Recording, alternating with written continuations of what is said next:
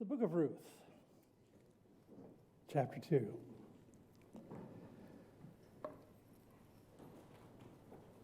We began chapter 2 in this wonderful book,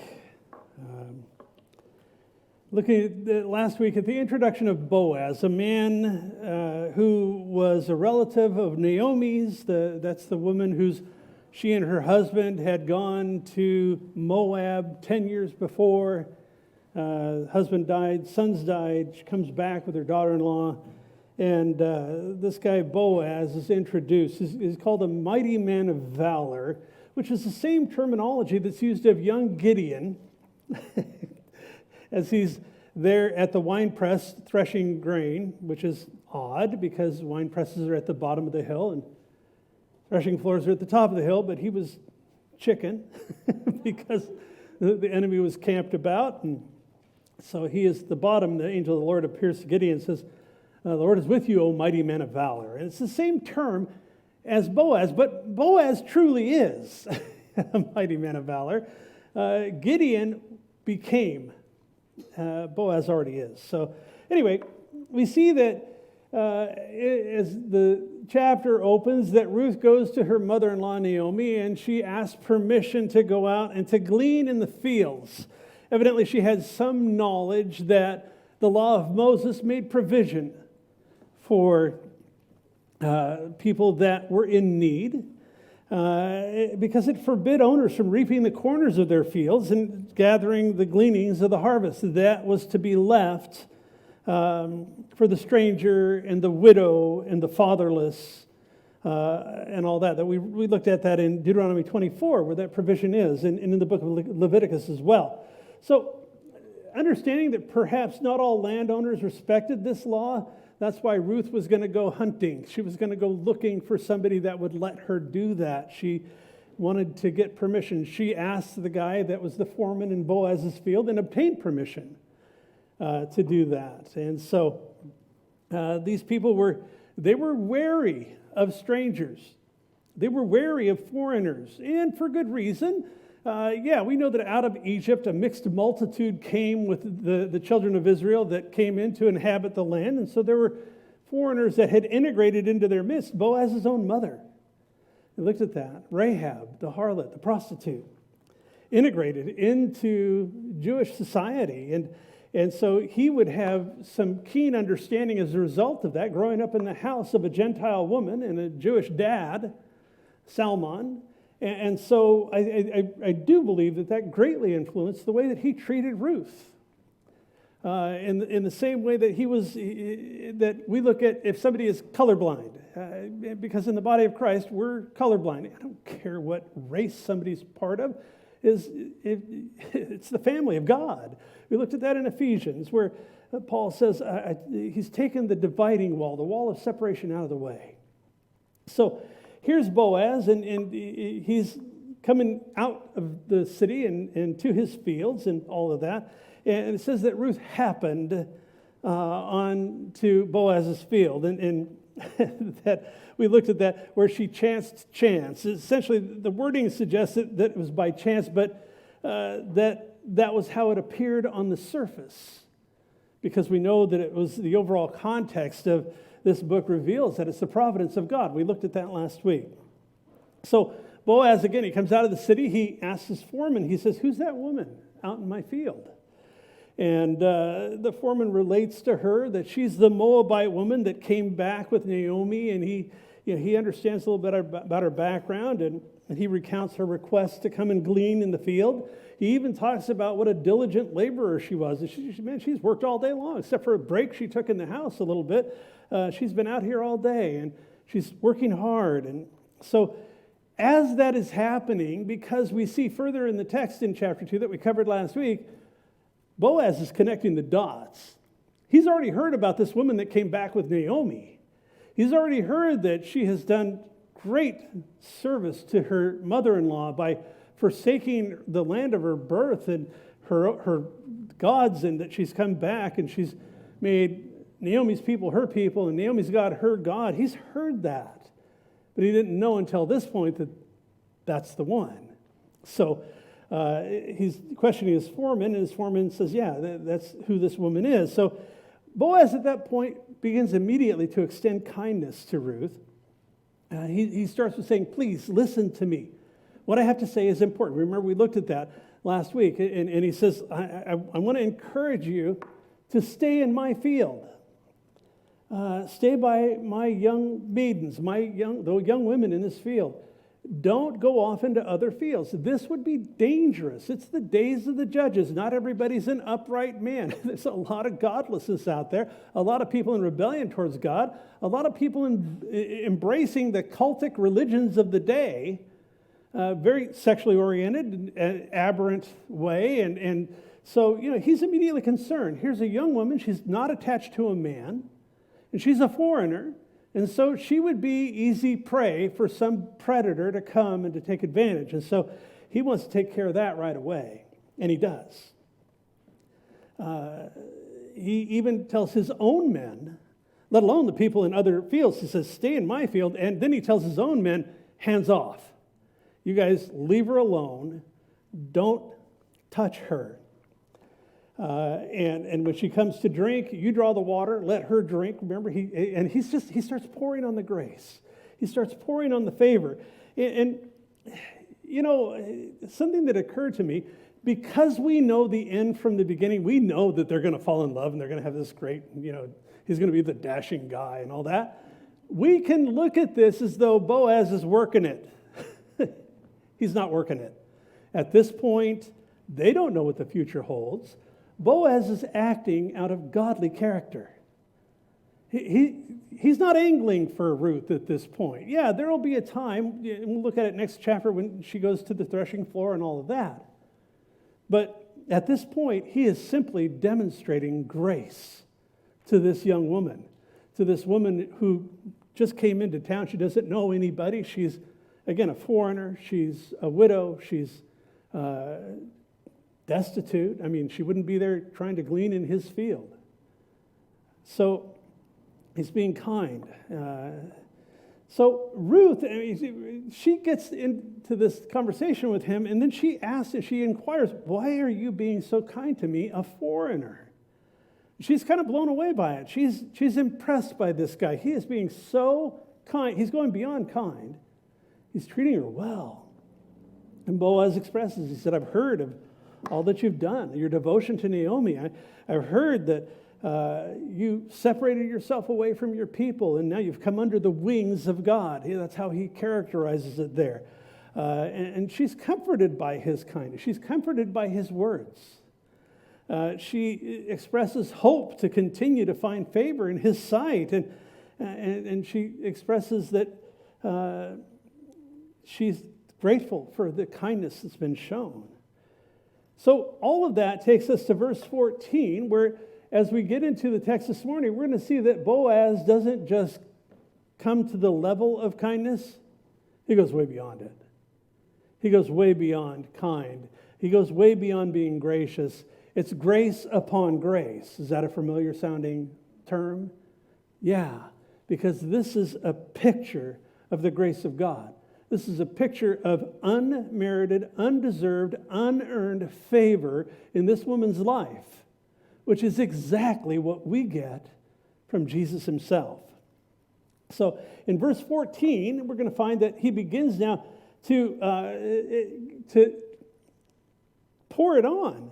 It says, now Boaz said to her at mealtime, come here and eat the bread, and dip your piece of bread in the vinegar. So she sat beside the reapers, and he passed parched grain to her, and she ate, was satisfied, and kept some back. So Ruth's humility had really impressed Boaz, I believe, to the point where he asked her to lunch. Now remember, she's a foreigner. She's low on the social scale. She's essentially, this woman on welfare. And he's saying, come and have lunch. Come to my table. That's noteworthy. When it talks about vinegar here, that would have been sour wine. You remember when Jesus was on the cross, he said, I thirst. And so they took a sponge or a branch of hyssop, and they lifted the sponge up, and they gave him sour wine. It would be, we would look at, we have some in our cupboard, wine vinegar. If you guys put it on salad or whatever. They're not talking about salad dressing here. But it was what they dipped their bread in because this bread was dry. It was parched grain. That was a staple in their culture. And what it was is they would make cakes out of the grain, probably soak it to soften it a little bit, and then they would literally dry roast this grain on an iron plate over an open fire. And so as he's inviting her, he's giving her from the substance that was generally reserved for the workers. So he's elevating her even now. And the thing also that's noteworthy about this, gang, is that Boaz himself serves her. It says that he gave her the wine. He gave her the grain. His attitude towards Ruth is similar to Jesus' attitude towards the woman at the well. Now, the difference is that Ruth doesn't have the checkered past that the Samaritan woman does, but Boaz's treatment of her is very similar. In John chapter 4, verse 9, we read, "Then when the woman of Samaria said to Jesus, 'How is it that you, being a Jew, ask a drink from me, a Samaritan woman?' For Jews have no dealings with Samaritans, and Jews have no dealings with Moabites either," I would add, looking back at Ruth. They were not in the favored nation status with God or with the people. And so that's why Ruth said, "You're treating me as well as or better than your own maidens." Remember that? That's what she says in this chapter.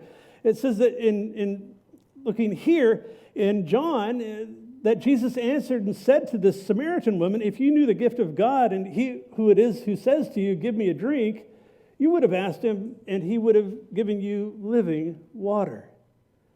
Grace. So after his interaction with this woman in Samaria, Jesus is, remember, it says that, and I'm not going to go through it all, I just want to mention it, that when they got to the well, that his disciples broke away and they went into town to buy food. Well, he has this whole interaction with a Samaritan woman. Again, lots of similarities between Boaz's interaction with Ruth, just graciously pouring it out. And the guys come back and they're scratching their heads. It says in verse 27 of John 4, just then his disciples came back and they marveled that he was talking with the woman. And no one said, what do you seek? Or why are you talking with her? Number one, she was a woman. Number two, she was a Samaritan. And they were scandalized. Well, Boaz inviting Ruth to lunch, asking her, this Gentile woman, would have similarly surprised his workers. He's saying, sit at the same table with my people. Why? Because she's an outsider. What's your attitude towards outsiders? And they come in various shapes and sizes, by the way. And he doesn't see that. He doesn't see her as an outsider. He sees her as somebody that is worthy of the favor of God. That he is. We remember, he's a godly man. We saw that by the way he introduced himself to his workers and the salutation they gave back to him. You look at that earlier here in chapter 2. He's a godly man, and he is acting out of godly character. He is putting feet to his words. His actions are lining up. His talk, or his walk, is matching his talk. The point in all of this is the outworking of real faith produces the same. The outworking of real faith produces works. It's not that we're saved by our works, but the outworking produces that. That's what James says. Show me your faith, I'll show you my works. In Matthew chapter 25, I want to spend a few minutes there. In Matthew 25, 31 to 40, welcome to turn with me if you'd like. Jesus is teaching his guys. This is right up against when he's going to be arrested and crucified. But he's giving his men instruction. He says, when the Son of Man comes in his glory and all the holy angels with him, then he will sit on the throne of his glory. He's talking about going out past to the end of the age to the judgment. He says, all the nations will be gathered before him, and he will separate them one from another, as a shepherd divides his sheep from the goats. And he'll set the sheep on his right hand, but the goats on his left. Then the king will say to those on his right hand, 'Come, you blessed of my Father, inherit the kingdom prepared for you from the foundations of the world.'" Interesting, this is what he says next. He says, "For I was hungry, and you gave me food. I was thirsty, you gave me drink. I was a stranger, and you took me in." Does that sound familiar with what we're looking at here in Ruth? This is exactly what Jesus is talking about here, hundreds and hundreds of years later, is exactly what Boaz's actions are there. Because genuine faith produces this. He says, "I was naked, you clothed me. I was sick, you visited me. I was in prison, you came to me." Verse 37 here in Matthew 25, Jesus says, "Then the righteous will answer him, saying, 'Lord, when did we see you hungry and feed you? Or the thirsty give you drink? When did we see you a stranger and take you in? Or naked and clothe you? Or when did we see you sick or in prison and come to you?' And the king will answer and say to them, 'Assuredly, I say to you, inasmuch as you did it to one of these, the least of my brethren, you've done it to me.'" Folks, we talk about having the mind of Christ. 1 Corinthians 2, the Apostle Paul says, we have the mind of Christ. Long before the advent of Christ, I believe that Boaz is demonstrating the mind of Christ. He's demonstrating a godly mindset that is born of true faith in God. All of these things that we're looking at here in Matthew, I was hungry. And you could insert grace in there. And I was hungry, and you extended unmerited favor. That's what grace is, the working definition for grace. I was hungry, and you extended unmerited favor to me. You fed me. I was thirsty. You extended unmerited favor to me, and you gave me something to drink. I was a stranger, and you extended unmerited favor to me. The life of a believer will be marked by grace. We have received His grace. God wants us to walk in His grace, and most importantly, He says, give it away. That's the life that we're called to. That's the life that reflects the mind of Christ in us. That's the life that we're seeing walked out with Boaz in his interactions with Ruth. I mean, it lines up perfectly with what Jesus is talking about here. It also lines up, folks, I got to say, I am blessed. Pastoring this little church, this fellowship, I have been so blessed, especially this year. You don't need me to tell you about the calamity that's out there and all of the stuff, politically, socially, culturally, economically. I mean, it's a mess. When word came to us earlier this year that there was a genuine need in Africa, the mission that we had been a small part of, you guys stepped up. I was blown away. I just announced the need, and people gave. And we were able to, for the size of a fellowship as this is, we were able to send a substantial gift to help them plaster up their churches that were falling apart. And then the second wave of that came, and we found out that people were literally, the pastors of these churches were starving. They were beginning to starve because what you live on today is what you earned yesterday. And in a pandemic, you ain't doing much. And they were very heavy-handed with the pandemic, with the lockdowns in Africa. And word came to us. And again, the people in our fellowship stepped up. I was amazed when the pandemic first started, and I said, look, we're going to start a COVID fund, and to be able to benevolently come alongside people that are profoundly affected. I have a unique position in that I see many areas in our church. And just to encourage you, I'm not saying this as an abstract principle out there that genuine faith produces this kind of activity. I see it. And I'm blessed by it. And you need to be blessed by it too.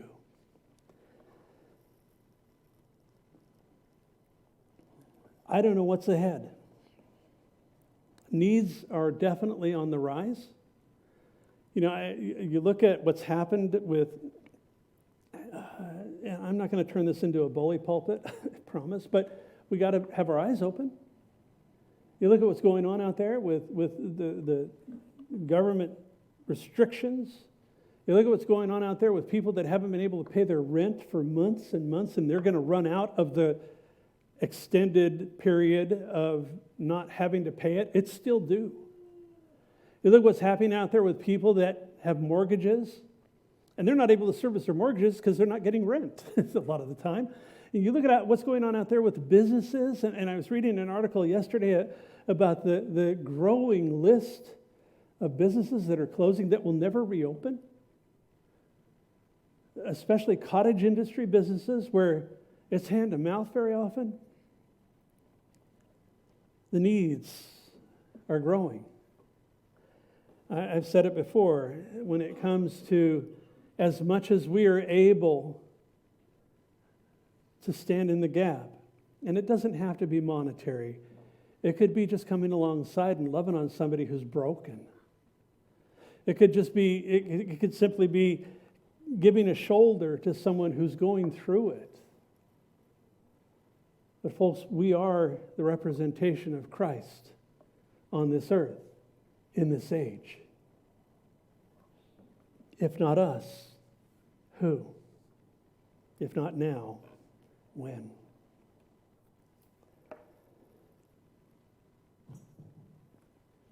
Hebrews 13:2. I remember we studied this when we were in the book of Hebrews. It says this. It says, "Do not neglect hospitality to strangers, for by this some have entertained angels without knowing it." That word, actually the three words, hospitality to strangers, is one Greek word. It's the word philoxenia. And what it means is love of strangers. He says, literally, do not neglect loving strangers. That's what Boaz is doing. That's what Jesus instructed. That's how people see a difference in you and I. As we look here, continuing on, looking at verse 14, we see that it says that Ruth didn't eat all that was offered to her. She didn't plow through the food. That would have been a little weird. She's like, they set the plate down. She's like, ah. She didn't do that. She's humble. She's polite. She didn't want to, seem like a greedy eater in front of Boaz. But I think more than that, because we're told later that when she's unpacking this stuff with Naomi, that she was being thoughtful. She's thinking ahead. She's considering her mother-in-law's need. Esteeming one another as more important than ourselves is what we call it in New Testament terms. That's what she's doing here. Verse 15, "And when she rose up to glean, Boaz commanded his young men, saying, 'Let her glean among the sheaves, and don't reproach her. Don't you criticize her. Don't you get on her about that.'" That's what reproach means. It means criticism. He's saying, look, let her go after the good stuff, and don't jump all over her about it when you see, because they would generally do that. These guys had a job to do. They had grain to gather, and they would be there to warn the gleaners off. Hey, come on now. You're getting into the good stuff. Now, you're supposed to be on the edges of the field here. He's saying, no, that rule for this woman doesn't count. He said, let the grain fall from the bundles purposely for her. Leave it that she may glean, and don't rebuke her. Folks, this is way beyond what the law of Moses prescribed in Leviticus and Deuteronomy. This is way beyond just meeting the need. This is grace. This is unmerited favor. Boaz is saying, he's saying, let her glean in the best places and don't bug her about it. And these guys were efficient. You remember, now what they did in those days is they would use their left hand and they would grab a clump of stalks of grain, and with their right hand they would take their sickle and slice it off. And they didn't purposely let things fall to the ground. I mean, you don't get as much of a harvest if you're sloppy about this. And Boaz is saying, go ahead and be a little sloppy. Be a blessing. And folks, when it comes to the grace of God, be a little sloppy. Because that's the essence of grace. It's not deserved. It's something that God gives us when we were yet sinners. Christ died for us.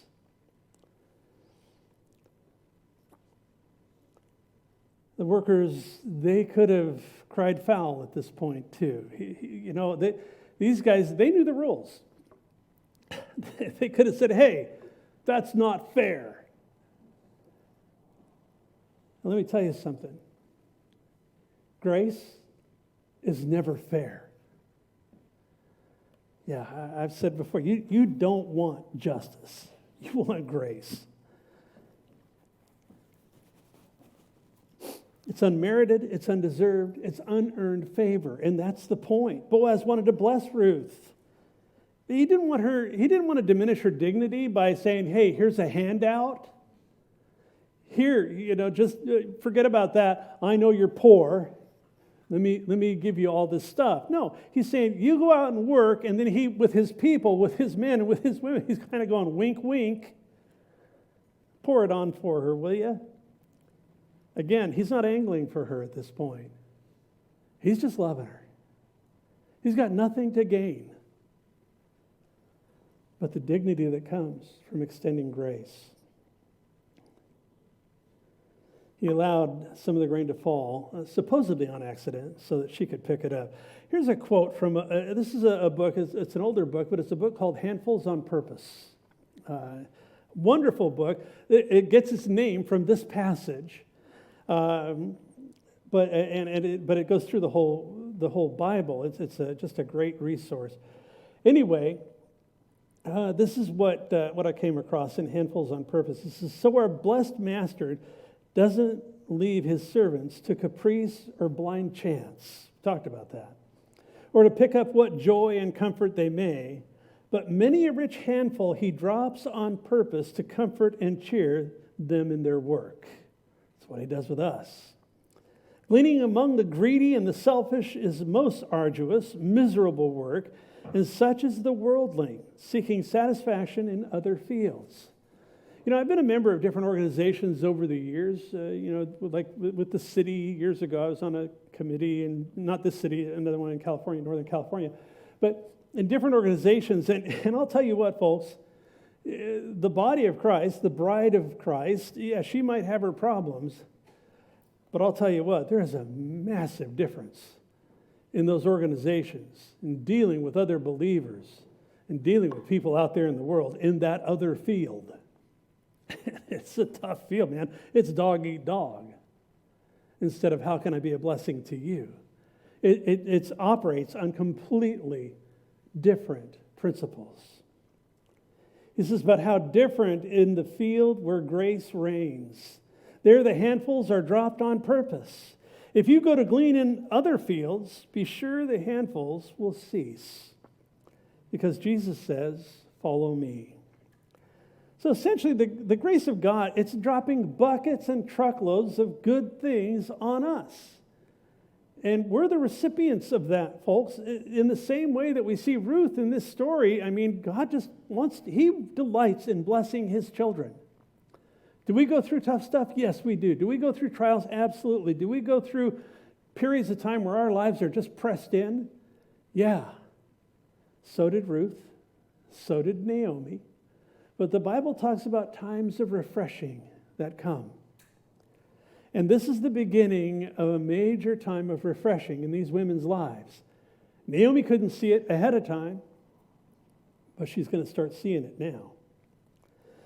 Verse 17 says, so she gleaned in the field until evening and beat out what she had gleaned, and it was about an ephah of barley.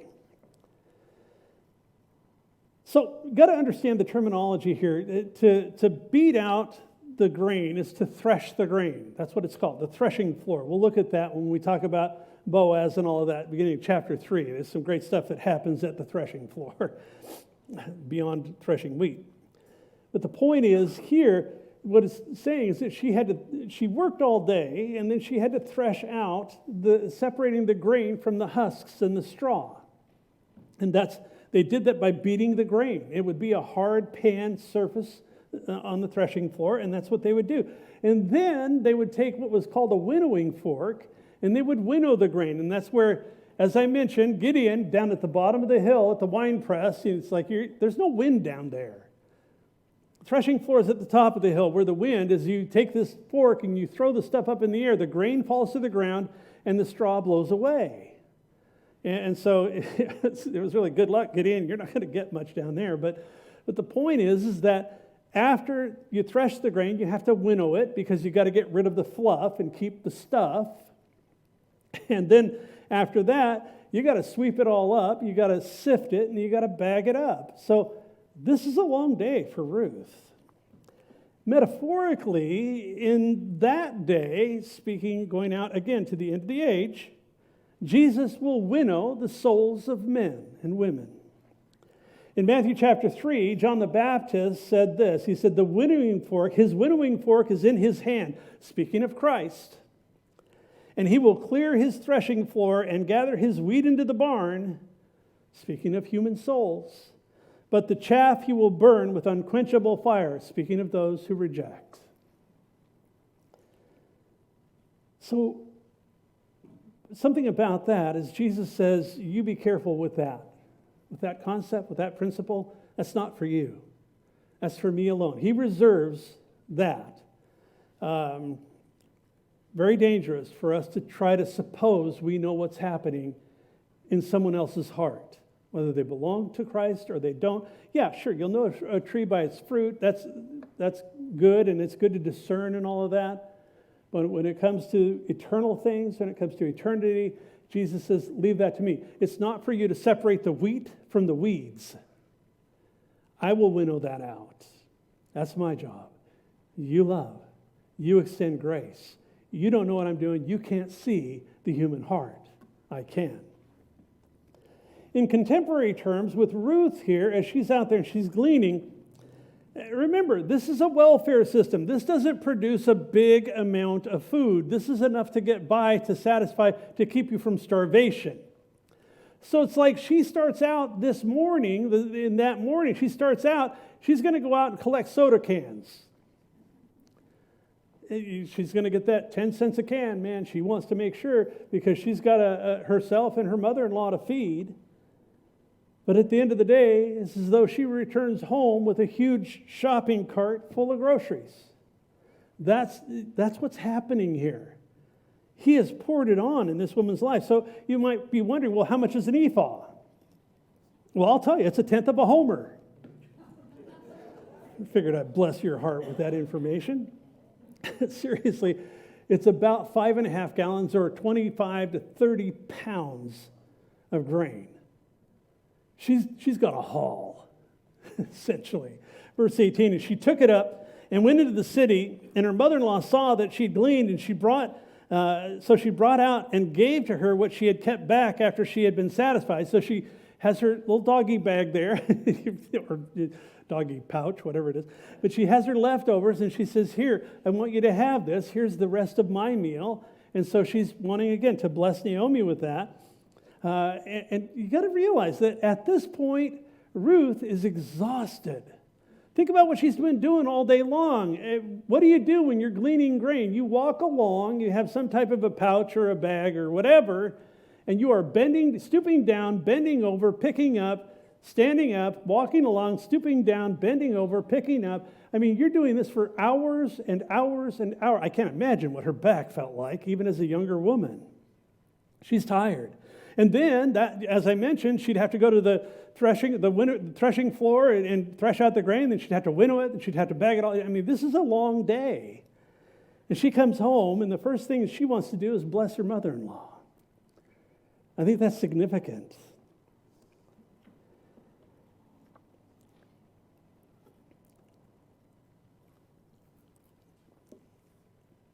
interesting, when she gets back to town, she's greeted by her mother-in-law, and she opens her sack, and Naomi's blown away. Now Naomi's like, where did you get this? Look at all of this. I was expecting, that much. You got this much. In verse 19, it says that her mother-in-law said to her, where have you gleaned today? And where did you work? She's like, what is this?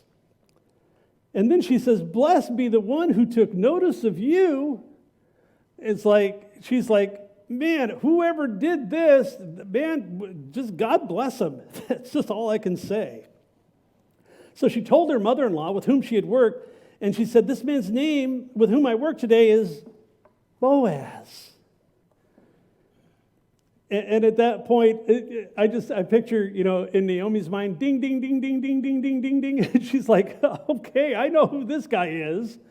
And like two schoolgirls, they begin to share the events of the day. Naomi's saying, where did you get such a generous landowner? Gave you all this stuff. And whoever it is, may the Lord be blessing him. And then Ruth says his name's Boaz. And verse 20, then Naomi said to her daughter-in-law, blessed be he of the Lord, who has not forsaken his kindness to the living and the dead. And Naomi said to her, this man is a relation of ours, one of our close relatives. So, you got to remember, Ruth's a Moabitess. But there's several things that are going on here that are significant in verse 20. The first is this the same woman who in chapter 1 came into town saying, call me Mara, for the Almighty has dealt bitterly with me? Is this the same woman who said, the Almighty has afflicted me? Yeah, it is. Remember, we talked about it, folks. We talked about with the providence, that she couldn't see the providence of God as she was going through the trials, she's going through the fires. But do you understand that that's why James says, count it all joy, brothers, when you go through various trials, fiery ordeals is how that translates. Pyrosmos is the word. He's saying there's an end to it. God is working. He's producing something. He is working in your heart, working in your life, and through the brokenness, he's going to do some great things. Sorrow comes for the night, but joy comes in the morning, we're told in the Psalms. And that's what's going on in Naomi's heart at this moment. Naomi is seeing God's providence in their lives probably for the first time, because her tone is anything but bitter at this point. She's embracing Boaz's work, Boaz's provision, Boaz's grace, the grace that's been extended. So when she talks about the dead here, I think it's a reference to both her husband and her two sons, that obviously that were dead, and which would include Ruth's belated husband. So Ruth would connect with that. And what she's saying, she's expressing that she's recognizing God's kindness to the dead because it's a reference to these two women having now hope for the future. In hearing the word Boaz, she knows he's a near kinsman. That's what she says. He's a kinsman redeemer. When we looked at relative earlier in this chapter, in I think it's verse 2, Naomi says he's a relative. But now, when we look at it, we see that he's not just the yada. That's what that, I was thinking, yada, yada. But that's the word relative. But now this is the goel. This is the relative who can redeem. Way different. And she's saying, we have hope for the future. God's blessing is upon the living and the dead, because now their family line will continue on. She's already thinking ahead. She's seeing that there's providence in this. She's seeing God's mercy and is providing care for these two widows. Now she understands the generosity that's being shown. She also recognized God's hand to the extent that made her feel that this wouldn't be the end of the interest which Boaz had taken in Ruth as well. Which she said, this man is a relation of ours, one of our close relatives. It's literally, it translates one of our closest relatives. He's a near kinsman. Doesn't tell us the relationship, but he is a close person. He's the kinsman redeemer. That's literally what Goel means, and that's what Boaz is. She identifies him in this capacity to Ruth. And we'll look at that next week when we look again And we'll look at three things about the law of the levirate, which means the levirate means brother, that where in the Old Testament, in the law, there was provision made for a widow to be married back into the family, and which is what we see here. And we'll get into that next week. But suffice it to say, Naomi immediately connects that this guy is significant. Verse 21, Ruth the Moabitess said, "He also said to me, 'You shall stay close by my young men until they have finished all my harvest.'" So Ruth's response to Naomi saying, "This guy's the Goel, this guy he's the dude, he is a significant guy. I mean, there's hope, there's all this stuff." Ruth doesn't immediately even think about what she said. I don't know if she even understood it. She wouldn't understand. I mean, yeah, she's got to have had talks with Naomi, like, this is how you go find food. You know, the law talks about going and gleaning in the fields and all of that. But she probably has little idea at this point as to what a Goel is and how significant that could be, because she doesn't respond to Ruth. It says in verse 21, "He also told me, 'Stay close by my young men.'"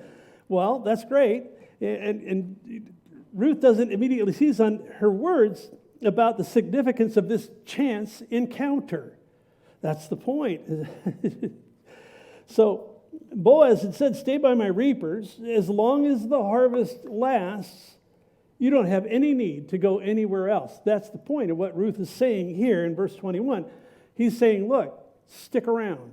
There's plenty for you. And he's not running it up, making a big show out of the provision, but he's already given his guys instruction, leave a lot extra for her, make it easy that she can get a lot and all of that.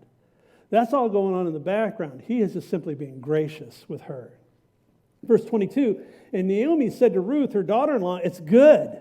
Yeah, you think?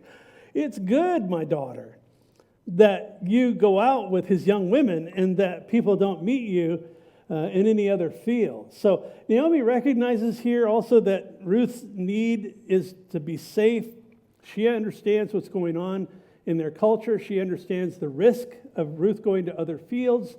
As I mentioned, unattached, single woman, not a man in her life to protect, vulnerable as a foreigner, could be treated pretty poorly. She's low in the social order there, and they both know it.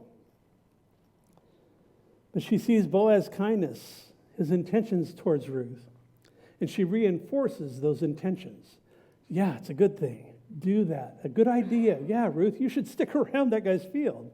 Verse 23, "So she stayed close by the young women of Boaz and to glean until the end of the barley harvest and the wheat harvest, and she dwelt with her mother-in-law." So the barley harvest and then the wheat harvest, those were back to back. They overlap some. What they would do is they plant both of these, and then sometime in the mid to late spring, the barley would become ripe. It ripened before the wheat. So the barley harvest started first, and this would go on from mid-spring to early summer. So this is a long period of time for Ruth to be able to lay up stores for the year ahead. She was more than adequately provided for.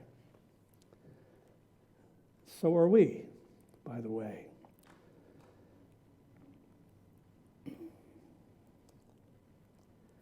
Having attracted Boaz's attention and his favor, Ruth spends her days diligently working the harvest, and then she spends her evenings caring for her mother-in-law.